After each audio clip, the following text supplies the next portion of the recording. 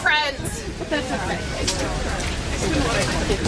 Dear friends, a word before we begin the dedication ceremony. A word for our own health and well-being. We've returned to a place of violence where another human was killed, and so we carry this trauma in our bodies and in our minds. And so we need to keep an eye on one another and ourselves this day. And so if you leave from this space and feel the grief bearing down too heavily upon you, reach out. Reach out. Find me. Find someone else. But do not do this alone. Thank you for being here. Let us begin. Dear cyclists and neighbors, family and fellow activists, you who loved Paula, welcome. You who marched for peace and organized against war, welcome. You who canvassed and campaigned, welcome. You who read and taught and wandered the expansive shelves of the library, welcome. You who sang with Miss Paula, Mrs. Perky Bird, sitting on the gray carpet, and you who sang This Pretty Planet while standing outside a power plant, welcome to you. You who walk and bike and drive through this intersection, welcome. We are gathered here today to dedicate a ghost bike for Paula Sharaga, a visible sign of an invisible reality. We're all just humans trying to make it home. We're here to make visible a sign of a dawning and for some delayed awareness that we must peacefully coexist on these shared roads for all of us to stay alive. And so we're here now in the pattern of Paula to reject the logic of war and to rededicate ourselves to the work for peace in our lives, in our world, and on our roads. But most of all, we are here to honor Paula, to remember all who grieve her death, to rededicate ourselves to a day when there are 0 fatalities on our city roads, a peaceable city, a just city for all, a city where a chef makes it home alive after the last meal is cooked, a student makes it safely to class, and a librarian makes it home to her beloved. We are all just people trying to make it home alive. So on behalf of the volunteers of the Ghost Bike Planning Committee and all of you who love Paula so much, welcome. Welcome to this holy act, whoever you are and however you got here. You are welcome whatever you believe. You are welcome here whatever you feel. You are welcome if you bring your anger, if you bring your pain, if you bring your sorrow and your despair. You are welcome here with your rage and your resignation. Whoever you are, however you got here, whatever you are feeling this day, you are welcome on this holy ground. We are in a place where Paula was last alive, where her lungs were last filled with air, and this place, this corner, is made holy by Paula's life and by your presence. Because by your presence, you make visible Paula's life, and you honor her, a life that ended too soon. By being present here, we proclaim with our bodies and our bicycles that Paula's death will not go unnoticed. Thank you. Thank you. Look at this crowd. Thank you, all of you. Thank you for being here so that we might know that we do not live alone. We will be remembered, and Paula is remembered. As one of Paula's friends told me, a ghost bike ceremony seems exactly like the kind of thing Paula would go to. Maybe she did. What we do honors Paula. Paula showed up to her life, and we do too. The ceremony will go like this. Together, we'll hear a reading and we'll open some space for anyone who knew Paula to share a word. We'll sing because Paula did, and we'll gather our grief, direct our energy, and dedicate a ghost bike. John Adams will read for us the story of the ghost bikes. Thank you all for coming here. Just a few words about the origins of the ghost bike. Today we participate in a ritual that happens all over the world, unfortunately. Ghost bikes began as a protest art, an attempt... Louder. Yeah, closer to the mic. Today we participate in a ritual that happens all over the world. Ghost bikes began as protest art, an attempt at visible signs to a city that failed to see the transit violence all around it. In 2003, Patrick Vandertoon, a St. Louis cyclist, saw a car drift into a bike lane and hit a female cyclist from behind. Her injuries were minor, but the incident stuck with him. The crash was not far from his home. No one seemed to remember the violence that happened on that street corner. As he passed the scene of the crash again and again, he developed an idea. Patrick got his hands on a bunch of junk bikes, painted them white, and started combing police reports for locations of bike accidents and fatalities. The original art installation was called Broken Bikes, Broken Lives, and the first ghost bike that was put up didn't last 24 hours. It was quickly taken down. A few years later, in Pittsburgh, a small group of cyclists picked up the idea from St. Louis and coined the term ghost bike. A cyclist named Eric Borer had himself been hit by a car, and his leg was broken badly. Eric says, "We called them ghost bikes because we kind of thought people saw through us, almost looked at us as ghosts on the streets, like they didn't really pay attention to us. We were almost invisible in a way." By installing a ghost bike here, at this dangerous intersection, we make visible Paula's life and her death. Here, we offer a visible reminder that cyclists need not be invisible. We are worthy to be seen.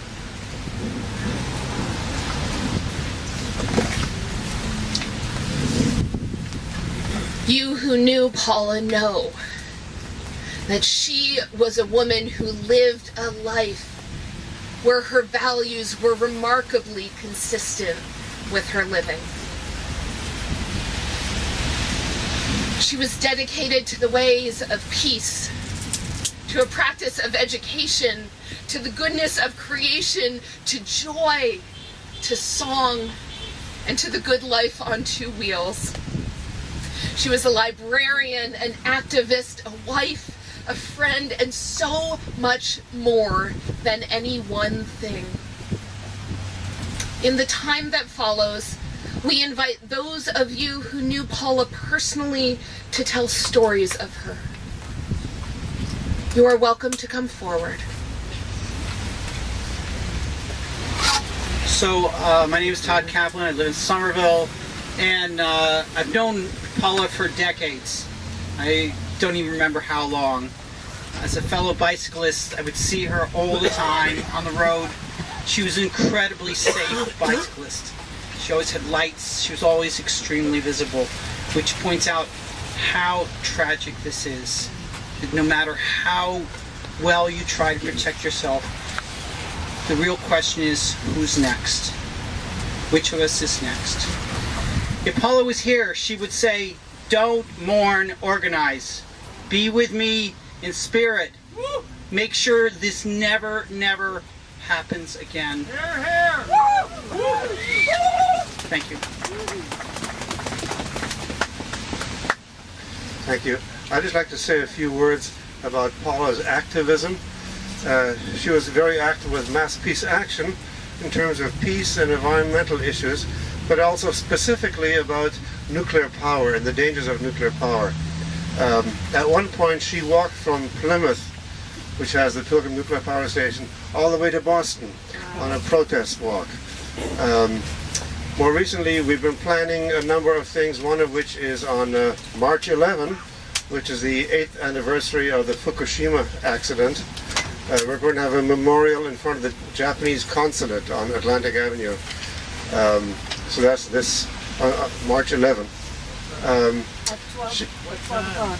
Oh, what time? At noon. Thank you. At noon. 1 hour. Right.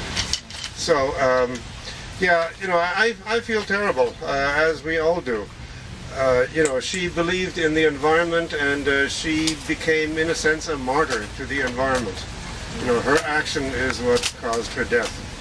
So I'm glad to see you all, and thank you. Hello everybody, thanks for coming out. My name's Anne Frechette, I'm from Brookline. Wow. And I'd like to speak on behalf of the children of Brookline. Paula was one of the most patient, kind, welcoming, such a dear, dear shining light for all of us in Brookline. The children will miss her terribly. I will miss her terribly. The library this afternoon at 5 o'clock. 5:30. Thank you so much. The library this afternoon at 5:30 will be hosting another memorial for her. So I encourage you all to go to that as well. But I think it's a shame that all of the young ones can't be here to speak their loss. So I would like to speak for them. It's a terrible, terrible shame. Thank you. Hi, I'm Sarah Freeman. I've known Paula, or knew Paula since 1968. We were in the same college, and I'm sorry to say I didn't even realize she had come to the Boston area, but when I heard the news, I shared it with some of her college friends and just want her family to know that a lot of the CWRU gang is thinking of her. I'm very sorry. Hi everyone, my name is Mike Conley, and I had the honor of being state representative in the district where Paula and her husband Eric lived. And the first time I ever campaigned, I was basically a no one in my community. Nobody knew me, and I knocked on Paula's door, and she stopped and invited me in and talked to me and really took me seriously. And that really meant a lot at that point.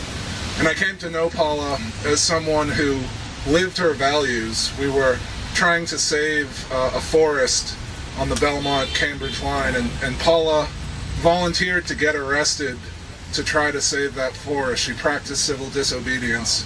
She was the kind of person who lived her values, and I think that's so important, you know, as an inspiration to all of us going forward. And I'm just heartbroken by the loss, and my heart goes out to Eric and to everyone. So we're going to miss her.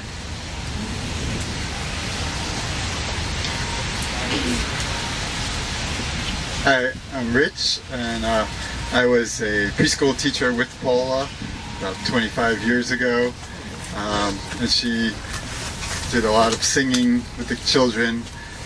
We talked about conflict resolution all the time with the children, and a lot of talk about environment. We go out on walks and look at the plants, and animals, even right in Cambridge.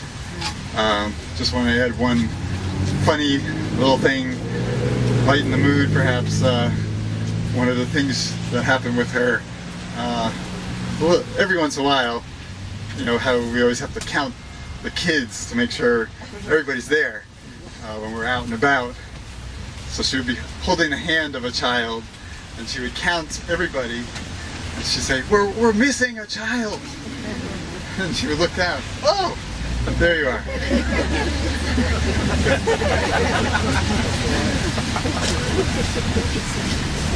Hi everyone, my name is Quentin Zondervan, Cambridge City Councilor. I've known Paula a very long time. I met her when we were trying to save the silver maple forest that Mike was talking about. And I just want to mention how gentle Paula was in her advocacy. I was only recently elected, and so I was a friend and knew her before I was in office, and a particular issue came up, and she was lobbying us pretty hard on it. And she sent me an email, and she said, you know, that she understood how difficult it was for us to receive all those emails and to be lobbied so hard. And I just really appreciated her kindness and her gentleness. You know, she was very strong on her values, but always kept in mind that we're all human, and I will really dearly miss her. Thank you for coming. Hi, I'm a storyteller and a patron of the Brookline Public Library. That's where I met Paula.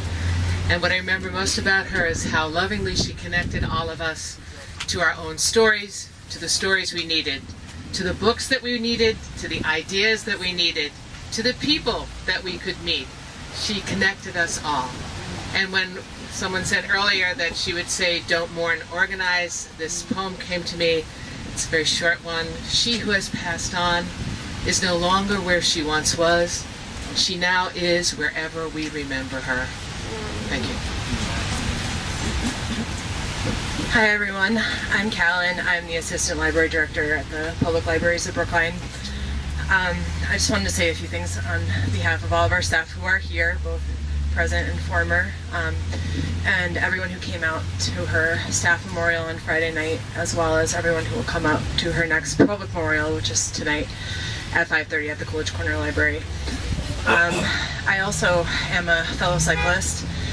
I was in a pretty terrifying hit and run accident last spring, and Paula was the person that I had who understood what I went through more than anyone else on our staff. While I was working on the Coolidge Corner renovation this past year with my boss, she and I spent a lot of time over at the Coolidge Corner Library. We normally work at the Village Library, and Paula and I would usually lock our bikes up to the exact same spot outside. And I'll never forget all those nights of going out there, and she would so carefully and so safely get going with all her panniers and her vests and her lights, and I was just like a flippant 31-year-old, like, whatever, I'll be fine. But she was a model of safety. She really was, and when we heard about this, we were just beyond shocked. And for everyone on my staff, I know we feel it completely. We feel it like a member of our own family has been lost, especially all the children's librarians. So if you would like to join us tonight, that would be lovely. We'll probably have some of our staff come up and speak a little bit more in detail about her. Unfortunately, I didn't know her as well as some of our other staff did, but in all my interactions with her, we had that common bond of cycling and the love of the environment. And like I said, I'll never forget all those times we locked our bikes next to each other. Thanks. Hello, my name is Naomi Potash, and I worked as a teacher at Everett Child Care when Paula was a teacher there. And it was a pleasure working with her. I didn't know she did all these political activities. And so I want to talk about Paula as a member of the nice person department. Paula was always friendly to me and interested in me and how are you. And I got to Everett Child Care because I was at the Cambridge Insight Meditation Center, where I went at that time every day to meditate. And Paula was living there. And I said, "What are you doing here? I thought you lived at Everett Shalom." No, now I live at the meditation. So she lived her values geographically as well as activity-wise. And I said, "Paul, I really need a job." And she said, "Oh, go talk to Maggie. I think she needs somebody." So the rest is history, my history anyway. And she really put into practice treating children with respect and dignity, and it's really hard to not fall into certain patterns and treat children who are smaller, ages 1.5 to 5, and not with respect. And she really did. She really encouraged peaceful negotiation and creativity, and I miss her a lot. And I was very fortunate enough to see her about a week and a half. I bumped into her near Coolidge Corner, where I happened to be because I was in a bike accident and I was going to the doctor. Anyway, I really, really miss her. She was an extremely unusual person. Hello, I'm Judith Morse. I just wanted to share the love in my heart for Paula. I know her from A Course in Miracles. I know her from CIMC, and I benefited a great deal from the workshops that she would pull together with spiritual teachers from different places. So I just wanted to bring the spiritual aspect of her, which is how I knew her best. And of course, I miss her very much too. Thank you. Hi, my name is Maudie. I am a former children's librarian, and I currently work in Medford, but my very first library job while I was still in library school was working for Paula as a page, and then I spent the next 4 years working with her as well. And I can absolutely, in full confidence, say that I would not be the children's librarian I am today if it had not been for my time with Paula.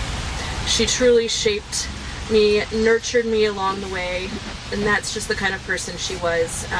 Even if we didn't always agree on the same approaches, she was always incredibly supportive and caring and open and creative, and just this free spirit truly moving through the world in her own beautiful way. And yeah, I would not be 1/10 of the librarian I am today if it wasn't for her. So we'll miss her very much. Hi, my name is Sam Haber. I'm 11 years old, and when I was in 4th grade, I had an idea to start a book club at the library, and I was not very sure of myself. I did not know if it would work, but I told Paula through my mom, and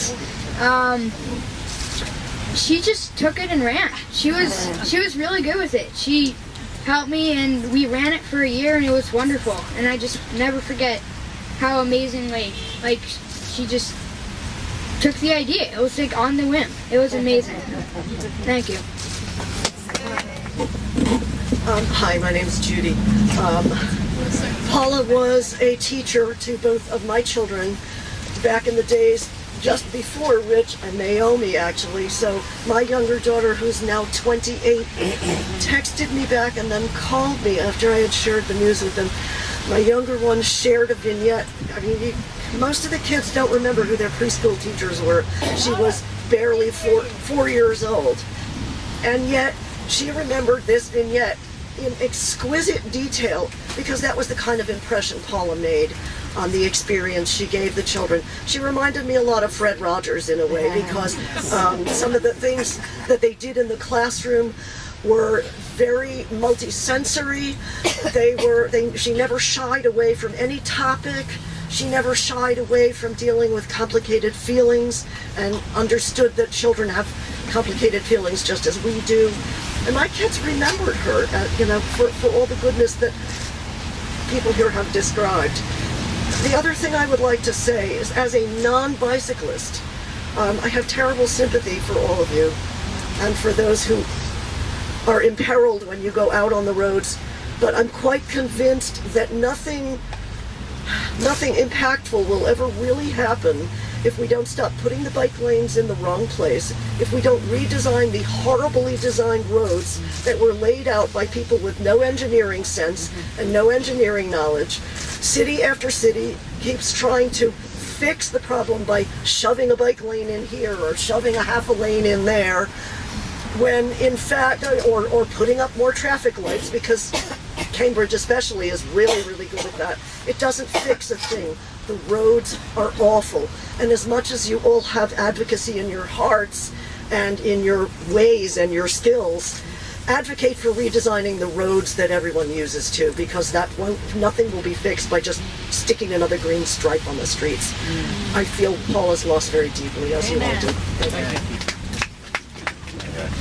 I know Paula through Eric, a musician, an artist and also a musician, and I'd always kind of see her there, and I said, "Hey, she's nice," All right, first time, and it was like then, but then I would like to always see her there, and she was like there. And I think I may have heard her play a guitar once, or yeah. And then, gosh darn, it was end of March of 15, and I had a heart attack on the sidewalk in Central Square, and I can picture the news getting around just like the news got around, about what happened to right here to Paula, right? And it's like, oh, Marcus had a heart attack on the sidewalk, and then at the hospital, and that I came to, and it was like I came to, and I just feel like blessed that I came to, and thankful for the skill of the doctors at MPH, and later on, I had I was diagnosed with leukemia, and then I was cured of leukemia, and then it was gosh darn 2 years ago in early 17, Friday the 13th, there was a performance at Eric's house, and I was just really feeling bad, and I didn't know what it was, and it was like the Saturday, I guess, after Friday the 13th, and it was like I was just sitting there, I just didn't want to be alone. And then, Paula sort of noticed that something was, feeling wrong, and, she came and said, Marcus, are you all right? And she just really reached out, and I really needed that reaching out, and, and then, things got worse. Eric visited me at the hospital, and he said, Eric, Paula wishes you the best, and I recovered from that. And then I've been, always friends with Paula. I always reach out on my own, and so I'd like to reach out to her candle flame in the sky. Thank you. I'm Susan Mirsky. I knew Paula through Masterpiece Action, the Boston Downwinders, and also on behalf of the Cape Downwinders. And I think of Paula's email. Now, I heard that for a while ago it was Powerful Paula, and then I see it as More Than Paula. I think about that, and I think, yes, she is more than Paula. And I look at everybody here, and I know that, Paula was passionate. She was so concerned about the environment, about the dangers of nuclear power, and she wanted people to be educated and to be active and to be engaged. And so on behalf of More Than Paula, all of us, be active and engaged. Hi, my name is Bhuvana, and I know Paula from visiting the Brookline Public Library. My daughter is 14 now, but when she was 4, I used to take her to the library regularly, and she was very interested in reading. So after she was done with all the picture books in the library, I went to Paula and asked her, what should I introduce my daughter Divya to? And Paula was immediately very enthusiastic, and from then on our friendship started. I mean, she would just go and give me series after series. She's like, oh, Bhuvana, have you tried this series? Divya would love this. Oh, Bhuvana, have you tried this one? She would love this. And there came a point where Divya was old enough, and she would just go directly to Paula and Paula, what do you think I should read next? And Paula and I also shared, I'm a vegetarian and she was into vegetarianism, so every time we would see, we would where should we go eat next? Oh, try out this place, check out this place. So I would just she's a very dear friend. She was a very dear friend, and I'm very sorry. But I would like to conclude, I saw her email that she'd sent me last, and it went saying, stay warm and stay safe, love, Paula. So I share her words with every one of you. My name is Lee. I did not know Paula, but I'm here because I feel a great deal of sorrow for the loss of another person, and also a great deal of relief that my daughter survived.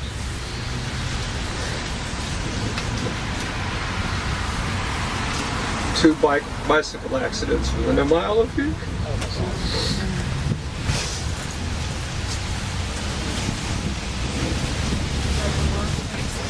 My name is Susan Carpenter, and I'm a member of the Cape Downwinders. I first met Paula when we had a meeting that was set up by Masterpiece Action. And I remember Paula instantly because there was always a smile on her face. and she was so dedicated to anything she put her mind to. And the memory I am always going to be left with is her sitting in a chair in a circle, her backpack on the floor, her bike helmet there, and a huge smile on her face that would light up everything.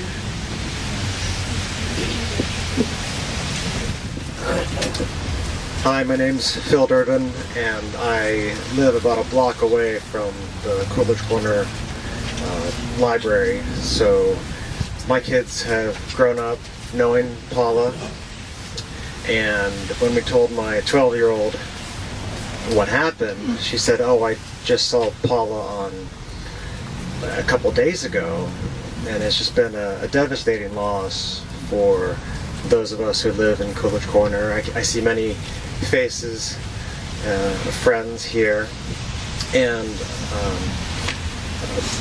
Paula was a extremely dedicated bicycle commuter as well, and I know because living so close to her place of work, I was myself biking to Cambridge every day where I understand she lived, so I would see her all the time, especially on the BU Bridge. Rain or shine, snow and ice, it didn't matter. She was all geared up and just like me out there, being extremely brave. And you said we could get mad. I am a little mad. And just everyone should stay safe out there. Thank you.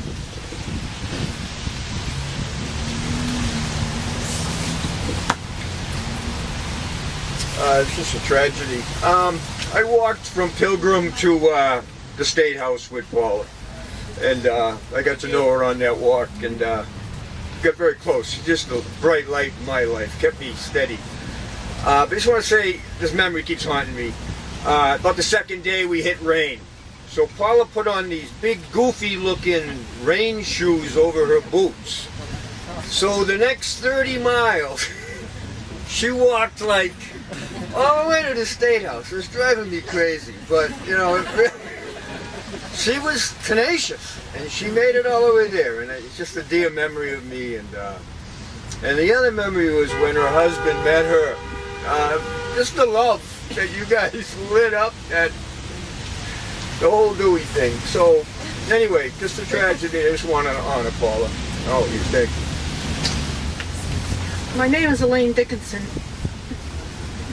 and I met Paula on that march that John Gawley just spoke about. And Paula and I and a couple other people walked the whole 54 miles. And at age 65, it was no easy accomplishment. But we kept each other company, and we kept each other going, and we found that our birthdays were exactly 2 days apart. And as friends on Facebook, we were Scorpio sisters. And it's a real tribute to see so many people here today and speaking about so many aspects of her life. She's a real light, and the sorrow in our hearts that she's gone will be there forever. But the memories that we have should brighten our days. And my sympathy goes out to her husband and those who knew her better than I. But I'll never forget Paula.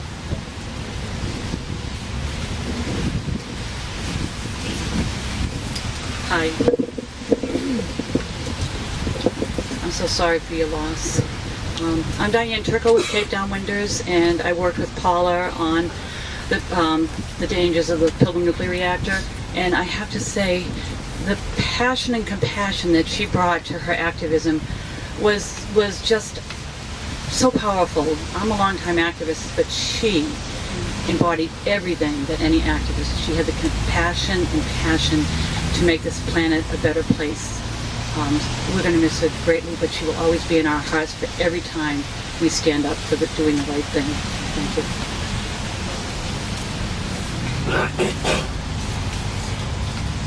Hi, my name is Rebecca, and I haven't known Paula long, but I do feel sad because I think she was such an incredible person that even just knowing her a little bit, you could see so much light. And I was thinking now how it's difficult to be a righteous person without being self-righteous, and she struck me as a person that was righteous but so compassionate and not self-righteous.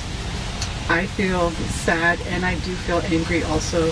I feel like we can't afford to lose more people in these kind of accidents, and we also can't afford to stop biking. People have said to me, don't bike, but I think we need to have more people biking.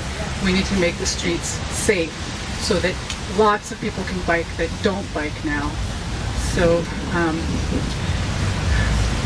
my compassion and sympathy, and I hope we can all have some of the light that Paula had in her. Thanks.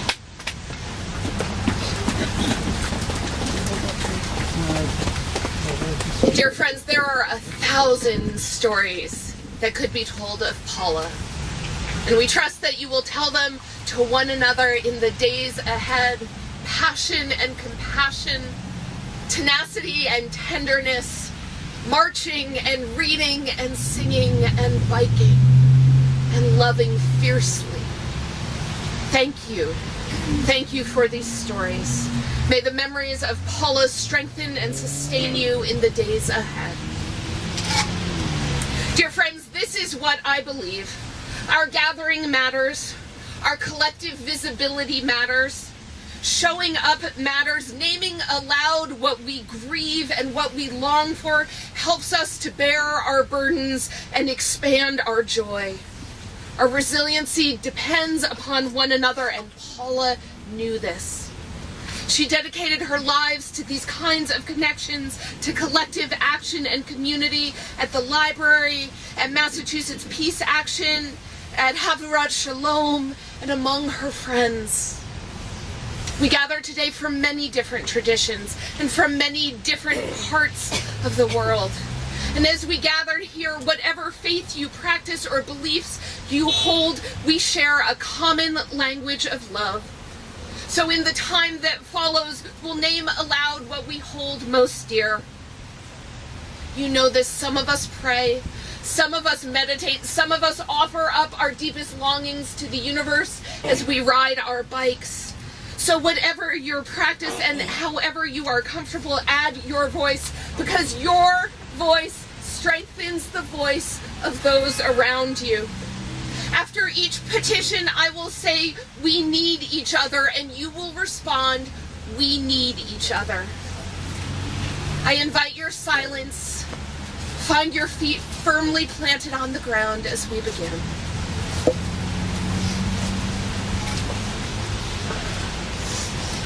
Many roads brought us here safely to this small square of earth at an intersection of healing and learning. We stand and ride on holy ground. We gather in grief to remember a life well lived, a life too short, adventures unknown, possibilities unfulfilled, songs still left to be sung. As we gather in our grief, may we know we need each other. We give thanks for the life of Paula and all whom she loved. We celebrate Paula's spirit, her dedication to peace and justice, her devotion to the lives of children. As we give thanks for the life of Paula, we proclaim again, we need each other. We need each other. Comfort all who mourn this day, especially Paula's husband, Eric, Paula's family and her friends. Comfort every new mom and weary dad and heartbroken child who will no longer see their beloved Miss Paula in the land of the living.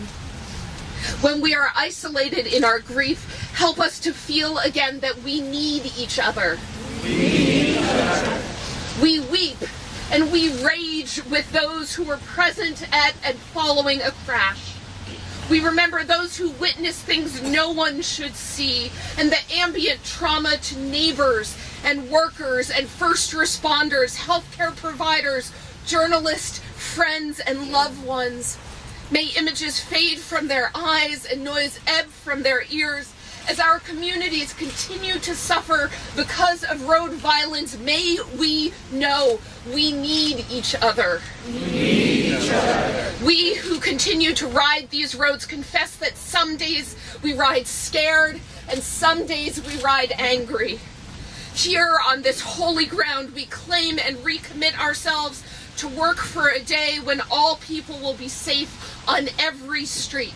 Help us to believe we need each other. We need each other. We consider our cities, naming our hopes for Boston and Cambridge and Brookline. We look expectantly to our elected leadership. We vow to encourage you and passionately support your work to prioritize the vulnerable in every neighborhood and on every road. We long for a day when death will be no more, mourning and crying will be no more. We do not want to do this again. Let us know deep in our bones that we need each other. We need each other. When we choose to take a bike instead of a car, when we choose to listen instead of shout, when we choose advocacy instead of complacency, when we choose to get curious instead of cranky, when we choose to heal a broken world instead of cursing it, when we travel past this spot, oh, remind us of Paula and that we need each other. We need each other. This is what we believe, and this is what we proclaim. For all of us to stay alive, we need each other. We need each other. We need each other. We need each other. Amen. Dear friends, as you'd like, I invite you to gather close and gather close around the ghost bike. Get close to one another. We will build a strong web of connection. Come touch the bicycle or ask to touch the shoulder of someone else touching a bicycle so that we might know that we are all connected. Gather in.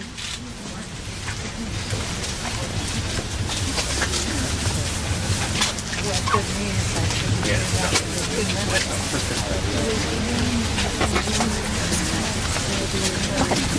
ahead. I like your eyeliner. Thank you, Bill. TJ Matthew Marshall. Get some. You have everybody compliment you, men and women. Oops, being recorded.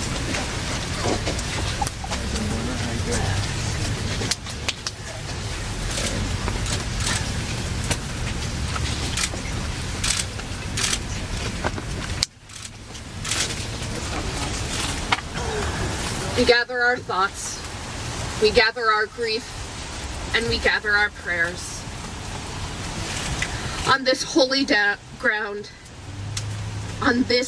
ground, we dedicate and bless Paula's ghost bike.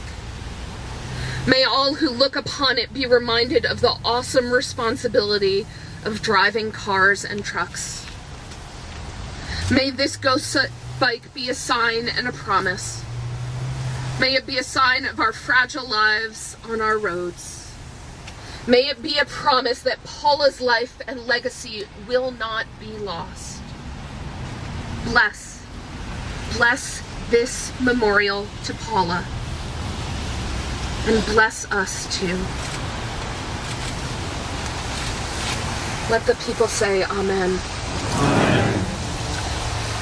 Dear friends, I invite you to take a few steps backwards.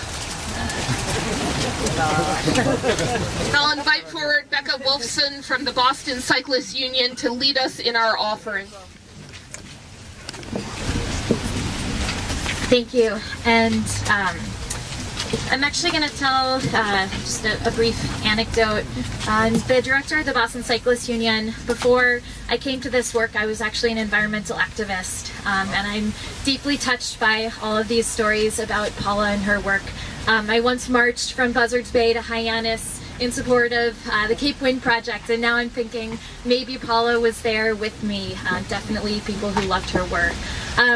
Often enough, or not often enough, do the environmental movement and bike advocacy movement come together, and I hope that this unfortunate and tragic loss of Paula might build some deeper connections and move more people from both sides to work together towards some really important causes that Paula believed in and Paula lived every day. So, you know, I've been moved by people who've said Paula would not have wanted us to mourn, she would have wanted us to advocate, and I hope that many do use this again, tragic loss to move towards greater change. And we welcome working with others, their residents, their other groups. Please just get engaged however you can in Paula's honor. In addition to getting involved, some people find comfort in giving, and we would like to invite anyone to contribute to an offering that will be split between the Coolidge Corner Library and Mass Peace Action, which Paula cared about deeply. So thank you for being here. So sorry for your loss, and we remember Paula today.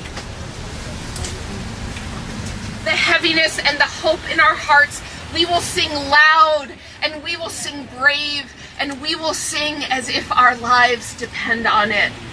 We will sing because Paula did.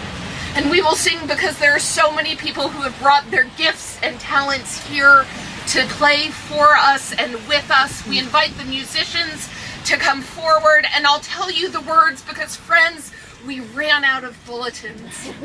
So many people came to honor Paula. You know the words.